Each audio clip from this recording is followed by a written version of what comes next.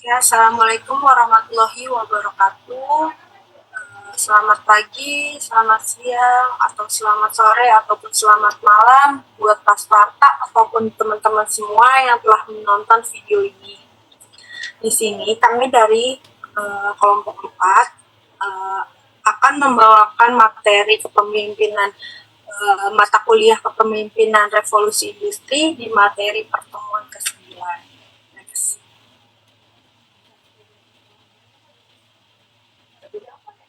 Untuk selanjutnya di sini saya tidak sendiri, saya Fadia Nabila Aurelia. Dan di sini ada teman saya juga yaitu Nabila Putri Alifa. Yang akan dibawakan di materi pertemuan 9 ini mengenai materi Managing Change and Innovation. Next.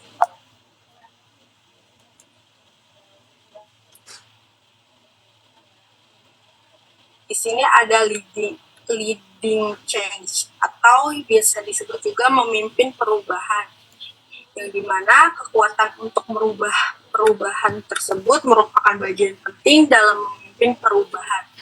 Kekuatan utama yang mendorong perubahan organisasi. Nah, di sini yang pertama ada teknologi. Teknologi ini sendiri pun adalah cara mengubah organisasi yang beroperasi secara berinteraksi dengan pelanggan dan berkomunikasi dengan karyawan. Juga perkembangan teknologi ini sangat cepat dan terus-menerus seperti digitalisasi dan otomatisasi dapat mempercepat perubahan dan juga memaksa si organisasi ini untuk menyesuaikan diri dengan cepat. Lalu yang kedua di sini ada lingkungan sosial. Nah, lingkungan sosial ini sendiri pun adalah suatu kekuatan perubahan yang mencangkup faktor-faktor seperti demografi, perubahan tren atau gaya hidup, dan juga nilai-nilai masyarakat yang dapat berubah.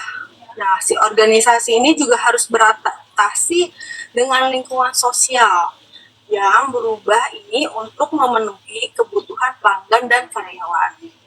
Lalu yang ketiga di sini ada politik.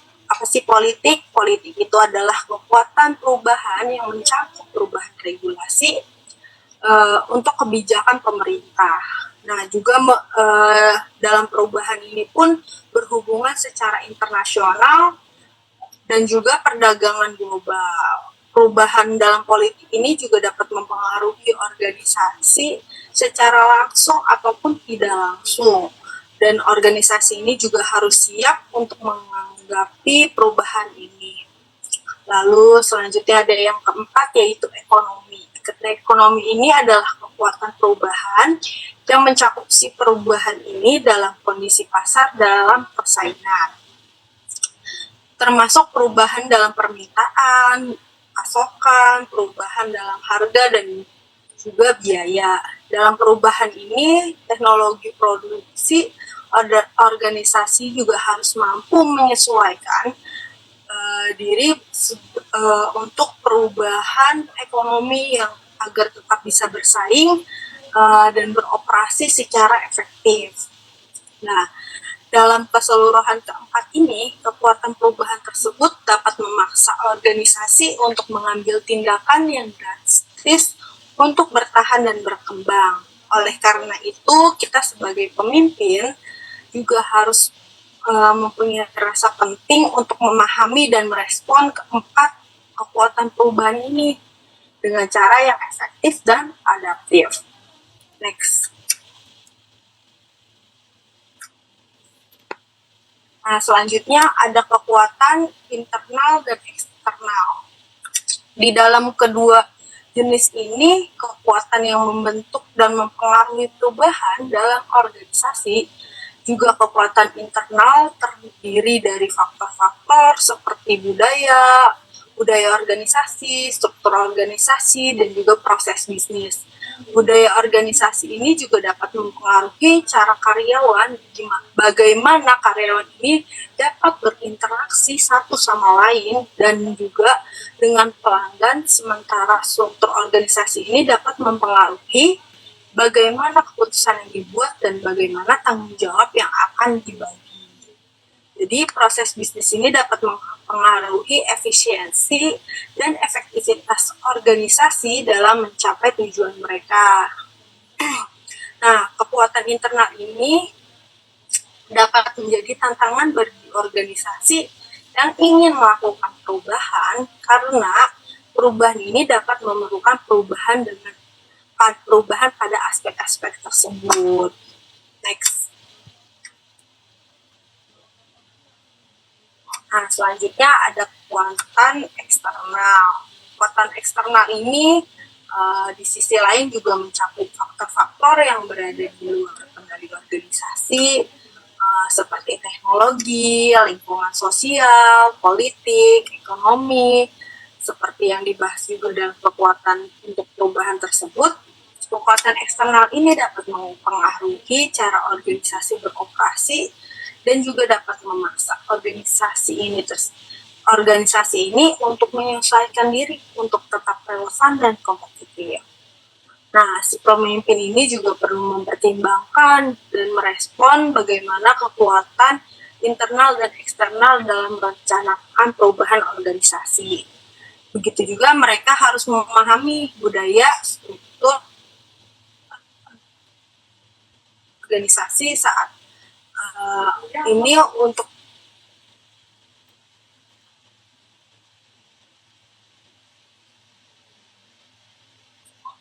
mereka juga harus bisa memahami politik dan ekonomi yang dapat mempengaruhi si organisasi ini untuk mengembangkan strategi untuk menangani perubahan tersebut. Nah, dalam keseluruhan ini dapat memahami bagaimana kekuatan internal dan eksternal ini sangat penting bagi pemimpin untuk merencanakan dan melaksanakan perubahan yang sukses dalam organisasi. Dengan memahami kekuatan ini, si pemimpin juga dapat mengidentifikasi hambatan dan peluang, mengembangkan strategi yang bagaimana bisa secara efektif.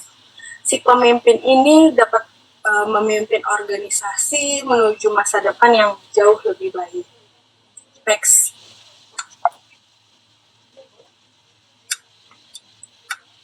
Nah, selanjutnya ada culture and change, yaitu budaya dan perubahan.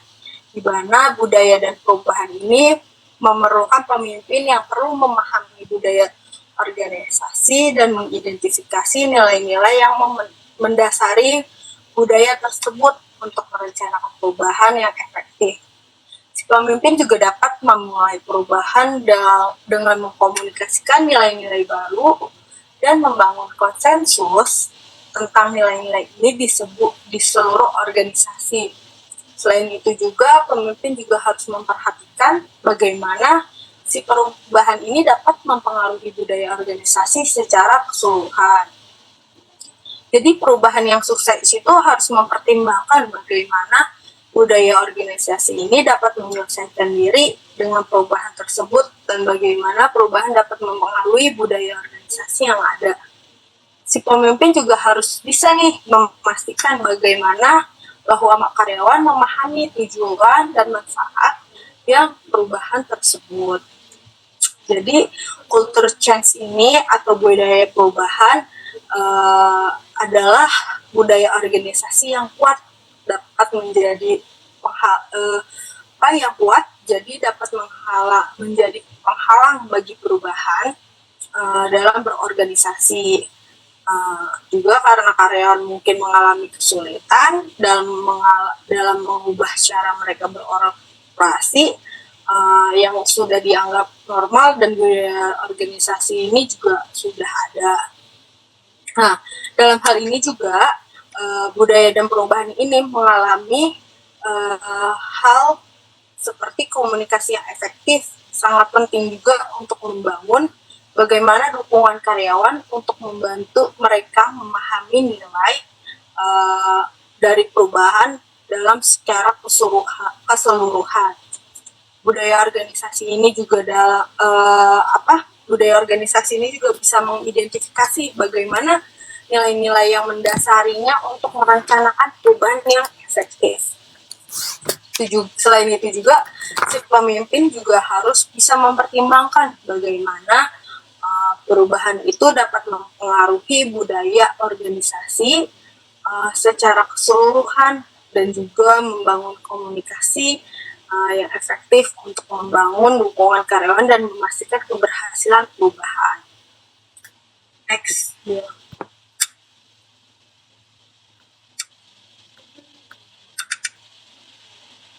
Selanjutnya ada types and process of change atau biasa disebut jenis dan proses perubahan.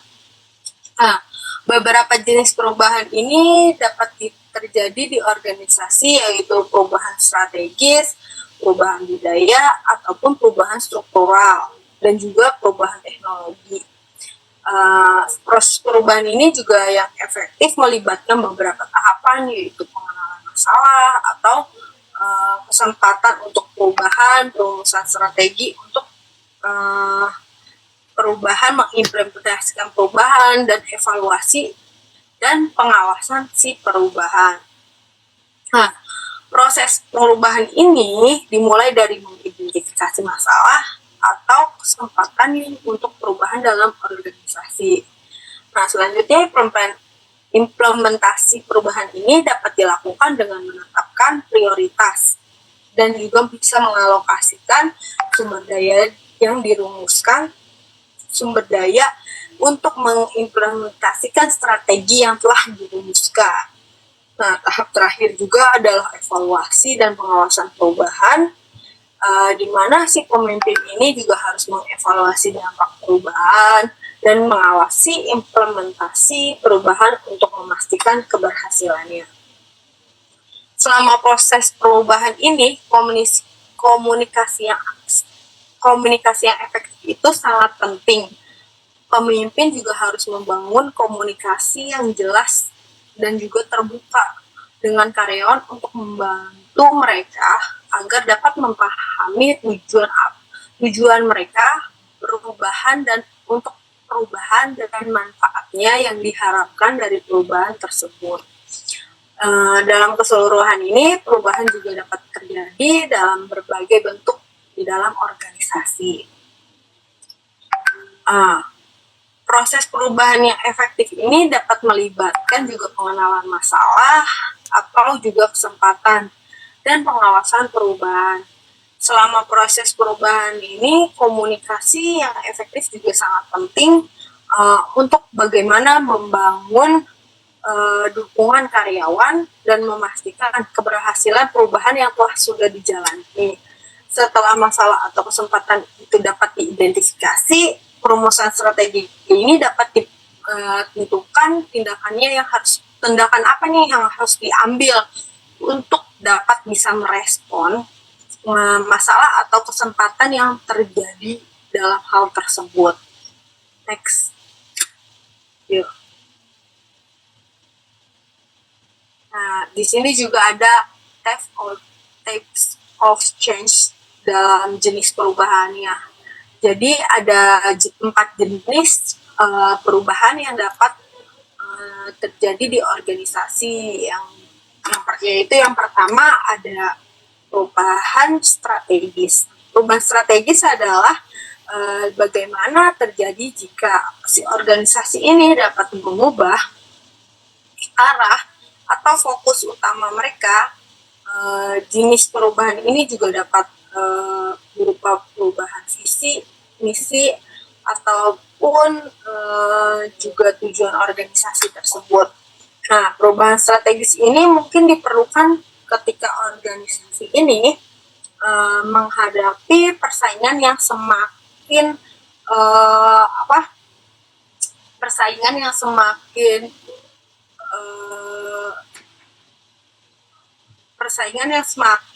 ketat, dan juga ketika ada perubahan secara signifikan dalam lingkungan bisnis ataupun pasar. Nah, juga yang kedua ada perubahan budaya. Perubahan budaya ini terjadi ketika si organisasi ini mengubah norma atau nilai-nilai yang dianut oleh karyawan atau oleh karyawan yang ada di organisasi tersebut. Perubahan budaya tersebut mungkin diperlukan ketika si organisasi ini uh, ingin meningkatkan kinerja atau mengubah si cara kerja mereka tersebut untuk dapat menghasilkan hasil yang lebih efektif. Nah, perubahan budaya ini juga dapat berupa perubahan dalam sikap ataupun keyakinan ataupun perilaku karyawan. Nah, yang ketiga juga ada perubahan struktural. Apa sih perubahan struktural itu? Perubahan yang dimana perubahan struktural itu terjadi ketika si organisasi ini mempengaruhi si organisasi ini dapat mengubah strukturnya tersebut atau juga mengelola mereka mengelola sisi organisasi ini dengan jenis perubahan yang dapat berupa perubahan dalam pembagian kerja, hierarki ataupun departemen dalam organisasi. Perubahan struktural ini mungkin diperlukan ketika si organisasi ini ingin meningkatkan efisiensi atau menyesuaikan diri dengan perubahan lingkungan si bisnis ini. Nah, yang keempat itu ada perubahan teknologi. Teknologi ini terjadi ketika si organisasi mengadopsi atau mengubah si teknologi tersebut mereka gunakan dalam beroperasi mereka. Nah, dalam jenis perubahan ini juga dapat mereka dapat berupa pengenalan sistem baru ataupun meningkatkan perangkat lunak. Dengan peralatan teknologi yang lebih canggih tersebut, perubahan teknologi juga mungkin diperlukan ketika organisasi tersebut ingin meningkatkan efisiensi ataupun meningkatkan daya saing yang dapat mereka hasilkan di dalam pasar tersebut. Nah, dalam secara keseluruhan tersebut, perubahan dapat terjadi dalam berbagai bentuk si organisasi. Pemimpin juga harus dapat menganalisis nih jenis perubahan apa yang akan terjadi dan juga merancang strategi yang efektif untuk mengatasi perubahan tersebut. Next.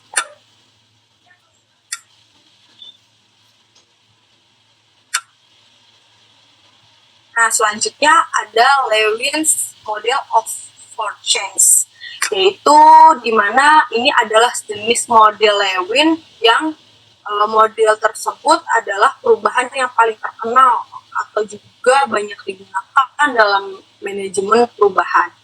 Nah, manajemen ini pun terdiri dari 3 tahap, yaitu unfreeze, change, dan refresh. Tahap pertama dalam model Lewis ini juga adalah tahap unfreeze, yaitu tahap di mana si organisasi juga dapat harus melepaskan nih secara lama mereka untuk melakukan sesuatu. Pada tahap ini juga si pemimpin juga harus meyakinkan si karyawan bagaimana si anggota organisasi ini lebih yakin bahwa perubahan yang diperlukan ini dan mengapa perubahan tersebut harus dilakukan. Nah, dalam model Lewis ini juga model perubahan yang paling terkenal adalah bagaimana digunakan dalam manajemen perubahan. Model ini terdiri dari 3 tahap. Nah, untuk pemimpin juga harus bisa memastikan bahwa karyawan harus siap untuk perubahan dan bersedia dan bekerja sama. Yaitu tahap kedua dalam proses model Lewis, yaitu tahap change. Yaitu di mana tahap tersebut organisasi dapat melakukan perubahan yang diinginkan. Jadi tahap ini adalah tahap yang telah disusun pada tahap sebelumnya. Perubahan juga dapat perubahan dalam proses, sistem, atau struktur organisasi. Bagaimana si pemimpin harus bisa memastikan bahwa perubahan yang dilakukan ini dapat secara efektif dan juga konsisten, serta juga memberikan dukungan yang dibutuhkan kepada si karyawan. Nah, tahap ketiga ini adalah di mana model Lewis ini adalah tahap refresh atau biasa disebut yaitu tahap di mana si organisasi dapat menstabilkan perubahan untuk menjadikan sebagai kebiasaan baru dalam berorganisasi. Nah, tahap ini juga pun si pemimpin juga harus dapat bisa memastikan bagaimana bahwa perubahan itu dapat terimplementasikan dengan benar dan juga secara bisa terimplementasikan itu secara berhasil atau tidak gitu ya. Nah, untuk mencapai tujuan yang diinginkan tersebut, si pemimpin juga harus bisa memastikan nih bahwa organisasi tersebut mempertaruhkan perubahan itu sebagai bagian dari budaya organisasi yang baru atau masih budaya organisasi yang lama. Jadi secara keseluruhan model Lewis ini adalah untuk perubahan yang bagaimana dari salah satu model ini yang merupakan paling terkenal adalah tindakan manajemen perubahan. Jadi model ini juga bisa membantu si organisasi untuk dapat terorganisir. Bagaimana pemimpin juga harus memahami tahap-tahap dalam model Lewis ini. Juga menerapkan dengan benar bahwa menjalankan yang model Lewis ini sudah terjalankan atau terimplementasikan, dan kita bisa memastikan nih si pemimpin untuk keberhasilan perubahan di organisasi tersebut. Next ya, Bill, bisa dilanjutin.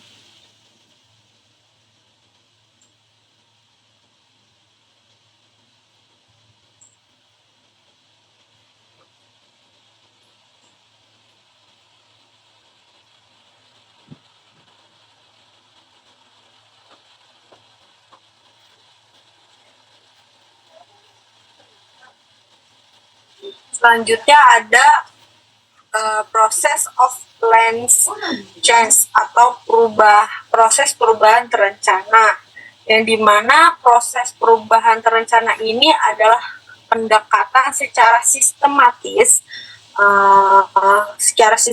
dan terorganisir untuk mengubah suatu organisasi, proses organisasi yang dapat melibatkan serangkaian tahap yang dapat dilalui untuk mencapai perubahan yang diinginkan. Nah, yang pertama itu ada tahap di mana proses perubahan terencana ini adalah didiagnosis, yaitu tahap yang di mana pemimpin ini atau tim manajemen harus bisa menganalisis atau mengidentifikasi masalah atau peluang yang harus dipecahkan. Nah, pada tahap ini pemimpin juga harus mengumpulkan informasi dan juga dapat melakukan evaluasi nih untuk memahami situasi organisasi pada saat ini. Nah, yang kedua yaitu ada tahap dalam proses perubahan terencana, yaitu planning. Yaitu tahap di mana si pemimpin dapat merencanakan perubahan yang diperlukan berdasarkan hasil diagnosis pada tahap sebelumnya. Jadi pada tahap ini pemimpin juga harus merumuskan rencana yang terstruktur, dapat terrealistis untuk mencapai tujuan yang diinginkan. Lalu yang ketiga adalah proses di mana perubahan terencana ini adalah tahap implementation atau tahap di mana rencana yang telah disusun pada tahap sebelumnya diimplementasikan secara efektif. Nah, pada tahap ini pemimpin juga harus memastikan bahwa perubahan yang dilakukan dengan cara benar dan mengikuti rencana yang telah ditetapkan. Lalu ada tahap terakhir, yaitu di mana tahap ini adalah tahap proses perubahan terencana, terencana atau evaluation, yaitu tahap di mana pemimpin mengevaluasi hasil perubahan yang telah dipastikan bahwa tujuan yang diinginkan telah tercapai. Nah, tahap ini juga pemimpin harus memantau dan mengevaluasi kinerja organisasi.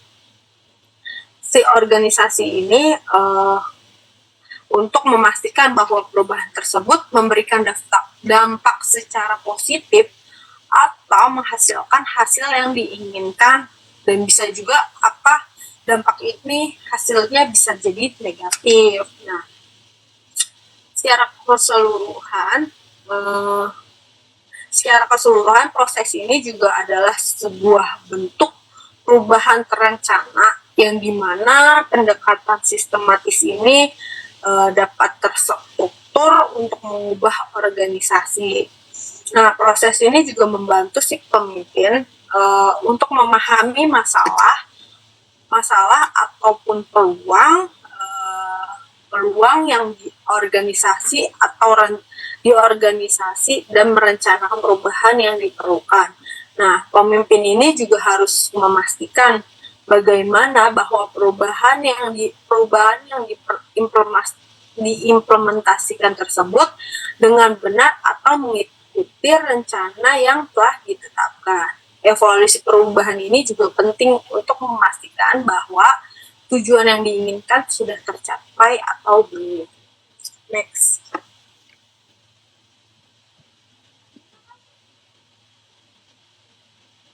Masih ada menghadapi perubahan yang tidak direncanakan. Perubahan yang tidak direncanakan ini adalah perubahan yang tidak dapat terduga bagaimana terjadi atau tidak sebelumnya, tidak terpikirkan gitu ya. Secara perubahan ini pasca teknologi baru ataupun kejadian yang tidak terduga lainnya. Jadi pemimpin ini harus mampu menghadapi bagaimana perubahan yang tidak terduga tersebut dengan cepat dan efektif.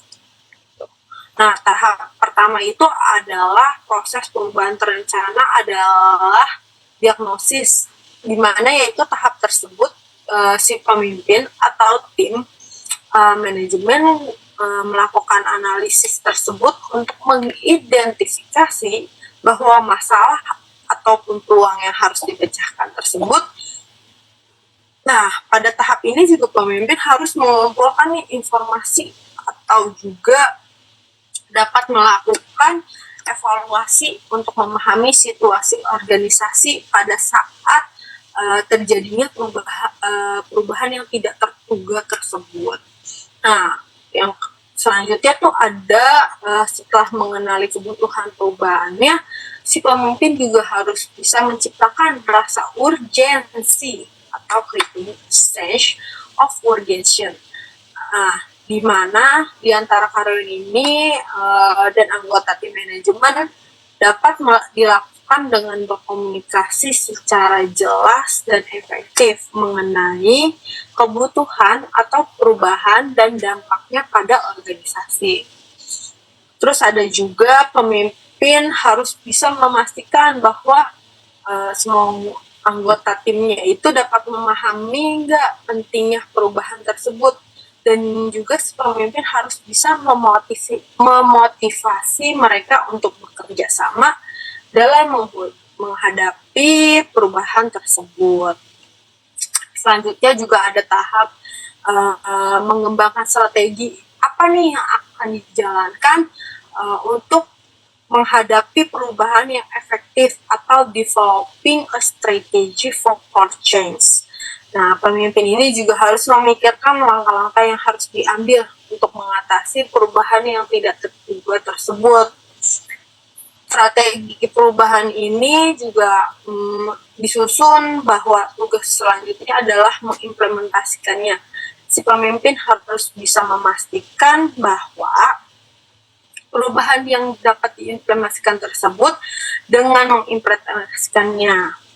Nah, si pemimpin juga harus bisa memastikan bahwa perubahan implementasikan ini dengan benar dan dapat diarahkan pada hasil yang diinginkan. Jadi si pemimpin juga harus memantau dan mengevaluasi perubahan untuk memastikan bahwa tujuan telah tercapai. Perubahan yang tidak terduga ini dapat menyebabkan ketidakpastian dan juga kecemasan terhadap kalangan karyawan ataupun tim manajemennya. Nah, oleh karena itu, kita pentingnya sebagai pemimpin juga dapat membantu karyawan dalam beradaptasi beradaptasi. Nah, dengan perubahan tersebut atau biasa disebut juga adapting to change. Terus juga pemimpin juga harus memastikan bahwa si pekaryawan ini memahami atau tidak perubahan tersebut, atau dia merasa nyaman atau tidak dengan langkah-langkah yang dapat kita ambil untuk menghadapi perubahan yang tidak direncanakan tersebut. Secara keseluruhan sih, menghadapi perubahan yang tidak terduga ini adalah sebuah bentuk tantangan bagi si pemimpin untuk mengambil keputusan secara cepat dalam keputusan ataupun bertindak secara cepat. Nah, menciptakan rasa urgensi dan juga mengembangkan strategi perubahan yang efektif. Nah, implementasi tersebut, perubahan tersebut juga harus dilakukan dengan benar, dan pemimpin harus bisa membantu nih karyawannya dalam beradaptasi dalam perubahan yang tidak direncanakan tersebut.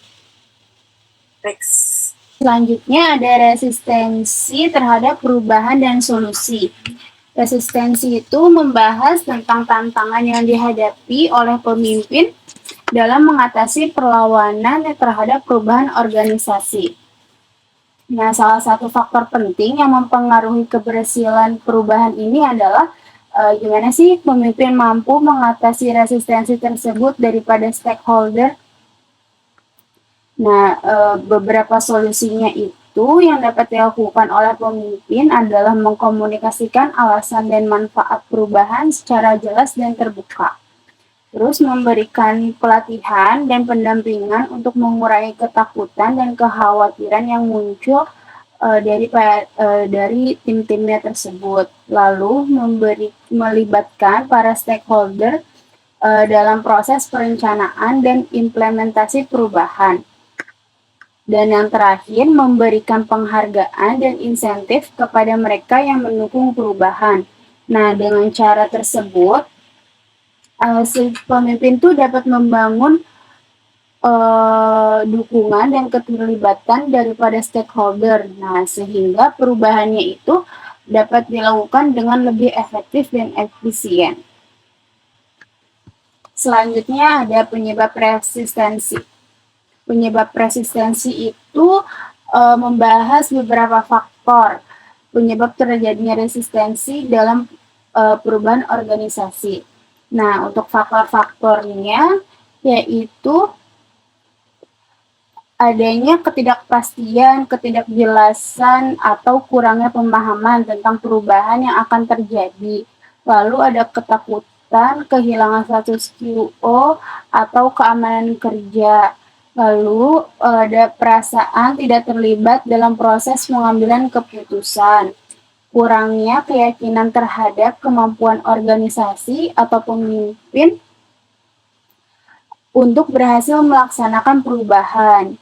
Nah, serta adanya konflik kepentingan antara stakeholder yang berbeda. Nah, si pemimpin itu perlu memahami faktor-faktor yang di atas. Faktor-faktor tersebut untuk mengambil tindakan dan mengatasi resistensi terhadap perubahan. Nah, untuk upayanya yang dapat dilakukan oleh pemimpin adalah dengan menyediakan wadah informasi yang jelas dan terbuka tentang perubahan tersebut kepada tim-timnya, lalu membangun keterlibatan dan dukungan dari para stakeholder juga, serta memperkuat kredibilitas dan kepercayaan kepada para stakeholder terhadap pemimpin dan organisasi. Nah, dengan mengatasi resistensi terhadap perubahan tersebut, organisasi itu dapat mencapai keberhasilannya dalam menentukan transformasi dan menghadapi tantangan untuk masa depan. Selanjutnya ada solusi.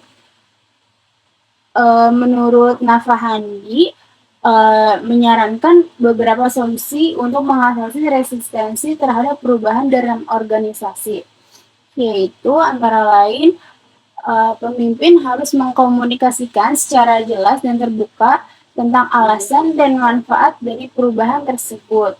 Nah, yang kedua, pemimpin juga harus melibatkan para stakeholder dalam proses perencanaan dan pelaksanaan perubahan, sehingga para stakeholder itu merasa lebih memiliki tanggung jawab dan memiliki peran terhadap perubahan tersebut.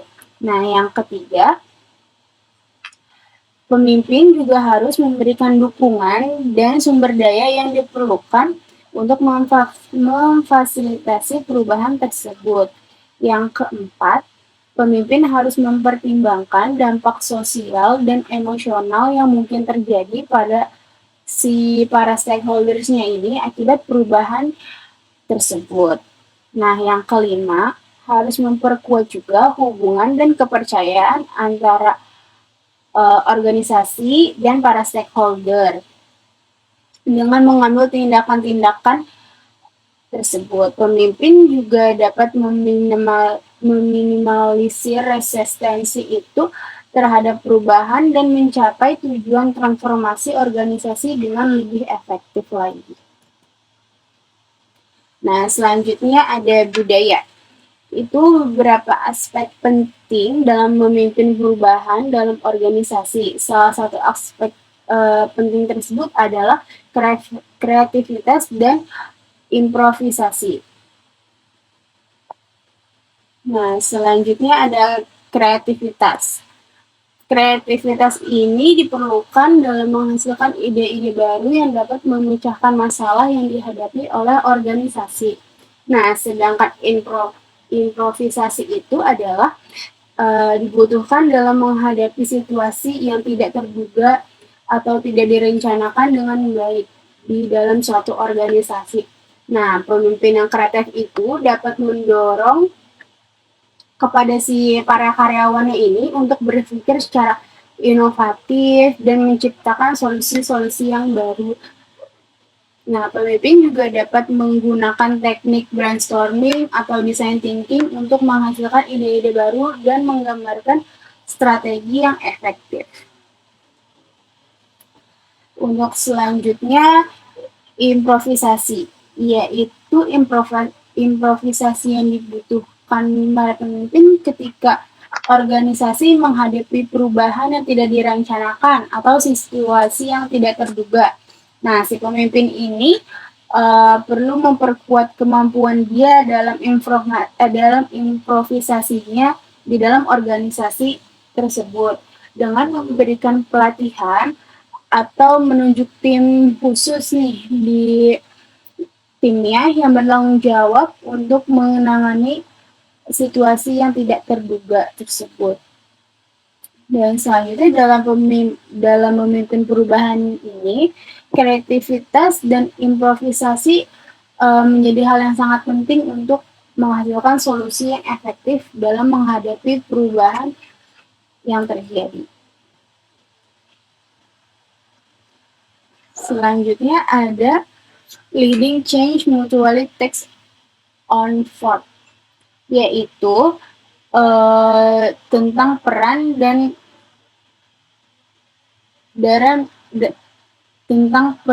Alan Mulally dalam memimpin perubahan di Ford Motor Company. Ketika Mulally bergabung dengan Ford pada tahun 2006, perusahaan tersebut mengalami kesulitan finansial dan memiliki banyak masalah operasional. Nah, Mulally ini menggunakan pendekatan yang inovatif dan dia menciptakan sebuah rencana yang strategis yang disebut One Ford untuk mengubah budaya perusahaan tersebut dan menghasilkan produk yang lebih efektif dan efisien. Si Mali ini juga memfokuskan perhatiannya pada pembangunan tim yang solid dan meningkatkan kolaborasi antara divisi yang ada. Mulai juga memperkuat sistem pengambilan keputusan di perusahaannya dengan menggunakan metode business plan review dan global product development system yang memungkinkan tim manajemen untuk memantau dan mengevaluasi kinerja perusahaan secara lebih efektif.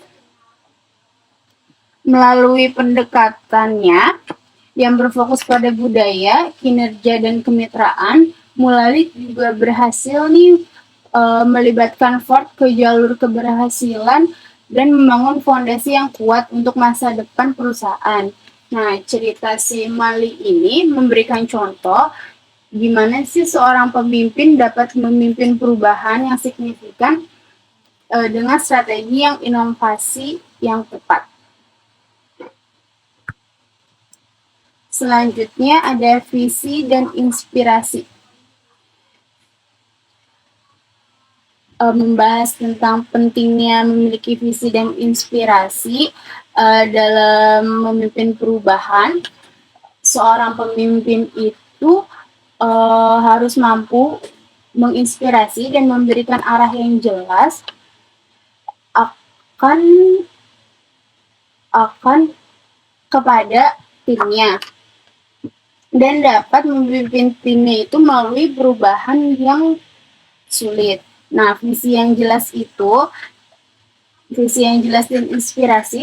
dan inspiratif dapat memotivasi karyawannya untuk mencapai tujuan yang diinginkan dan membantu menghindari rasa ketidakpercayaan diri dan ketidakpastian.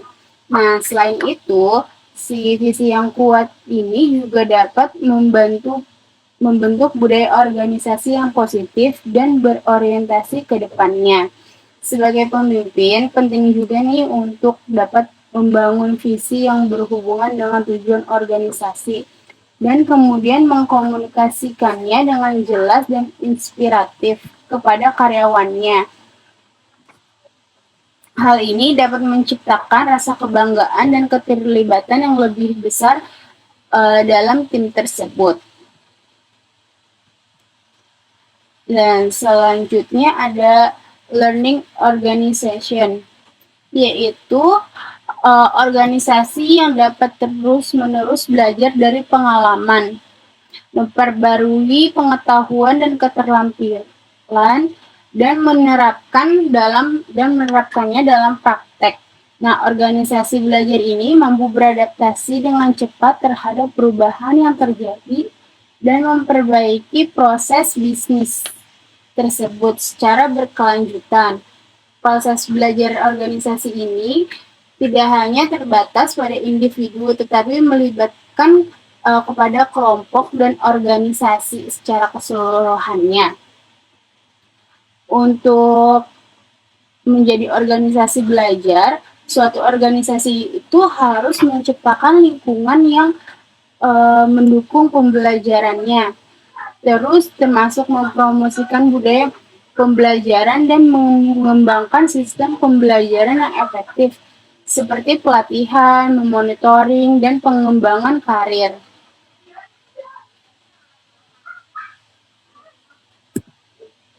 Nah, selanjutnya ada pendekatan positif, yaitu membahas tentang pentingnya pendekatan yang positif dalam memimpin perubahan organisasi. Ketika menghadapi perubahan, seorang pemimpin itu harus memandang hal dengan luas sebagai peluang untuk meningkatkan organisasi, bukan sebagai masalah yang harus diatasi. Pendekatan itu yang positif dapat membantu membangun optimisme dan semangat dalam organisasi dan mendorong karyawan untuk melibatkan dan berkontribusi pada proses perubahan. Menurut Navahandi juga menyarankan bahwa pemimpin harus membangun budaya organisasi yang mendukung pendekatan yang positif dan memotivasi karyawan untuk terus mencari solusi yang kreatif dan inovatif dalam mengatasi tantangan yang dihadapi. Nah, dalam mengadopsi pendekatan ini yang positif, pemimpin harus juga tetap realistis dan mengakui bahwa perubahan tidak selalu mudah. Namun dengan bekerja sama dan tekad yang kuat, organisasi dapat mengatasi tantangan yang dihadapi dan mencapai tujuan yang diinginkan. Nah, selanjutnya ada mengubah budaya organisasi. Nah, bagian ini itu membahas tentang pentingnya perubahan budaya organisasi dalam merespon perubahan lingkungan bisnis dengan cepat. Pentingnya perubahan budaya organisasi dalam merespon perubahan lingkungan bisnis yang cepat itu bahwa perubahan budaya organisasi ini memerlukan pendekatan yang holistik dan komprehensif dan memerlukan dukungan penuh dari para pemimpin organisasi.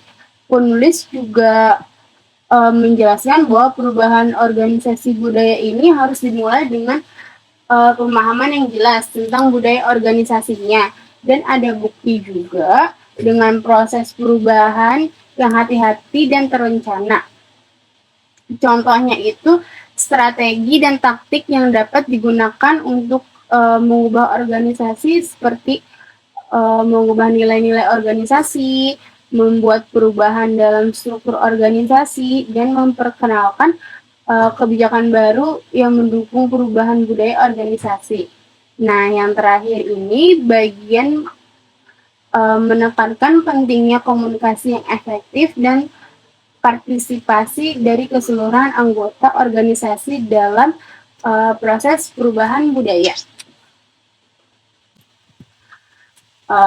Baik, terima kasih untuk presentasinya kali ini, kurang lebihnya mohon maaf. Wassalamualaikum warahmatullahi wabarakatuh.